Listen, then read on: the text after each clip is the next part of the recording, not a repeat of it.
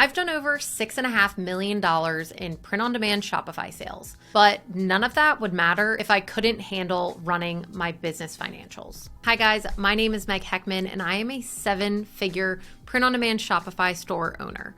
And in this video, I'm going to show you the one spreadsheet that completely saved my business from tanking financially. And if you follow this video, you can download the spreadsheet yourself and prevent yourself from making the same financial mistakes that I've made along the way. So let's get into it. The first thing that we're going to talk about is the need to know your finances in business. There are so many people out there who are not comfortable with handling money. And if you're going to be running a business, then you really need to learn how to get over this fear and figure out how to truly face it. And we can think of this almost like a car analogy. Would you ever drive your car blindfolded? Probably not. We wouldn't want to do that because it's basically asking for an accident. If we didn't have our eyes and we were driving our car, we would have no idea where we're going. And this is a similar question when we ask entrepreneurs about their financials. And we'll ask them, are you running your finances every day? And many will say no. And it's pretty much asking for a big, I don't know where that money went kind of problem. And I'm by no means judging. In fact, I used to be that entrepreneur. I would go weeks and even sometimes only run my financials once per month because I was terrified to know if I was losing money or not. And it's probably one of the worst things that you can actually do as a business owner. I was basically putting on my blindfolds and hoping to not drive into a wall. I think it's important to remember the quote from Robert Frost, and that is, the only way out is through. The same thing goes with our financials. If we want to dig ourselves out of a hole or we need to know where we stand financially as a business, then we have to go through the hard things. We have to be running these every single day. And I'm not saying that we want to get out of our business, but you want to get out of the state that your business is currently in. And we need to learn that by actually doing it. So now that you understand the importance of running your business finances, it's time for us to talk about the one spreadsheet that truly saved my business.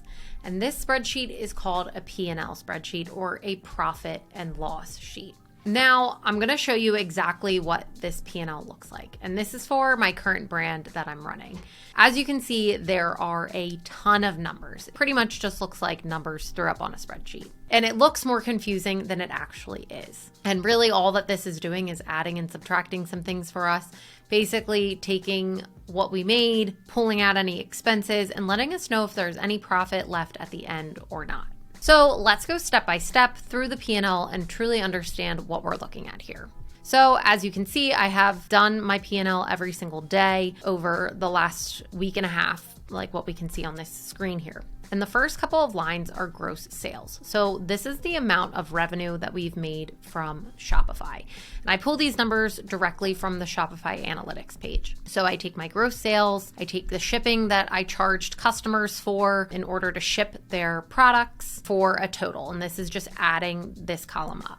The next thing on the P&L is taking out discounts and refunds. So if any customers needed items returned or if I was running any sales, typically I run a 15% off pop-up for new people to put their email address in. So if they put that email address in, they will then get a discount in their email that they can use for their first purchase. So we basically add all these things, subtract these out, and we're left with the total cost of sales. The next thing that we're going to go through is looking at the operating expenses. So these are different fees. Shopify is going to charge us fees. Etsy also charges you fees as well. And so does PayPal. We use PayPal as one of our processors. So they take fees from anybody who pays via PayPal. So I put in those fees every single day, and then I put in our marketing expenses. So typically probably 75 to 80% of our traffic is coming from Facebook advertising. So this is how much we spend per day on Facebook advertising on this line here. The next thing is overhead expense. This is apps. These are employees that help out on the business, pretty much things that stay consistent over the course of the month.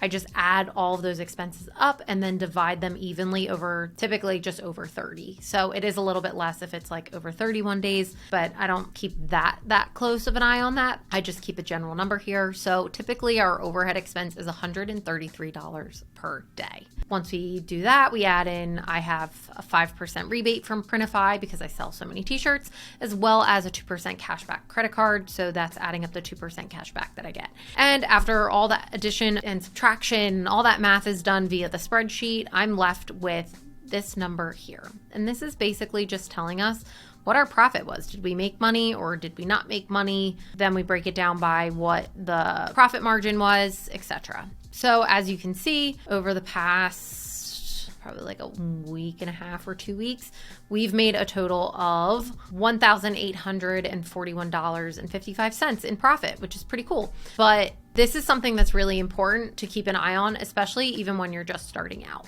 because it just gets you into a good practice of filling out this sheet and truly understanding different areas of the business that you can make cuts to, or if you're paying too much for, etc. Something that can really get out of hand very quickly for people is their cost of goods. It's the most expensive part of running a print-on-demand business.